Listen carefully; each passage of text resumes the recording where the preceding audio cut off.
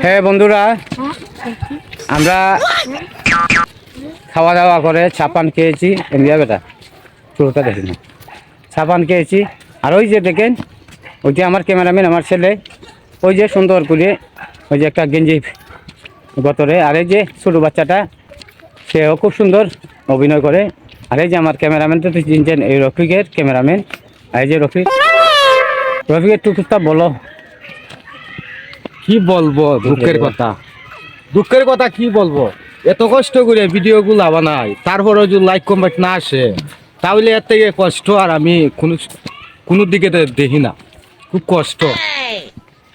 এগুলা মন চায় ভিডিও একদম বাদ দিলাইতাম, মনে চায় না ভিডিও গুলা বানাইতাম। বাহাত্তরে বাগনি আমিও দিলাইতাম, কিন্তু কি করবো, কষ্ট করছি।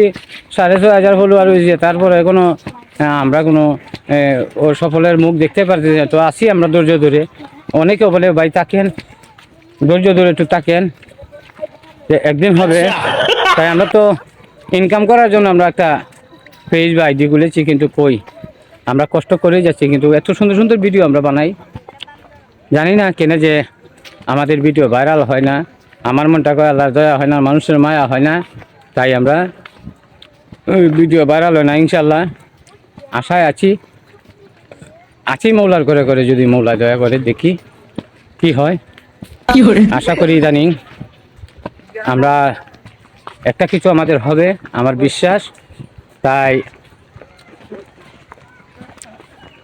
আমরা ভিডিও বানাচ্ছি এবং আপলোড দিচ্ছি টাইম টেবিলস মতে।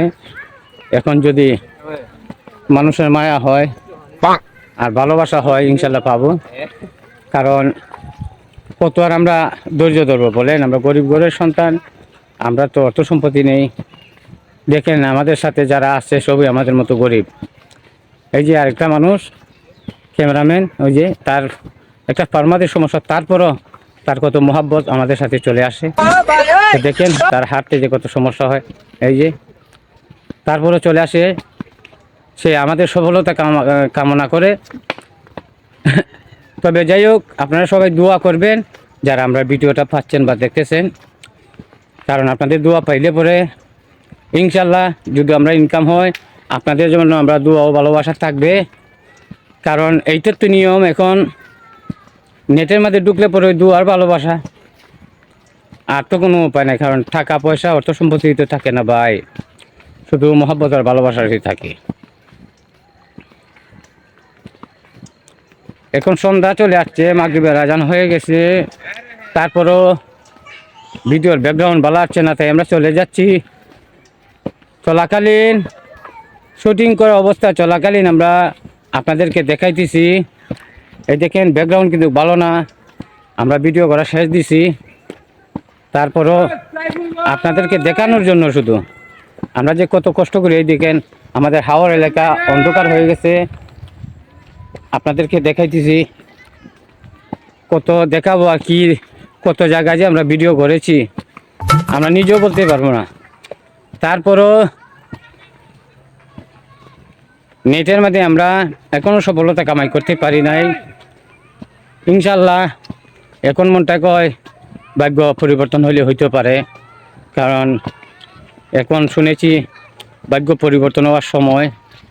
তাই আমরা দেখেন ক্যামেরায় কাজই করতে পারে না, এত ব্যাকগ্রাউন্ড এত খারাপ হয়, কন্ট্রোল করতে পারে না ক্যামেরায়।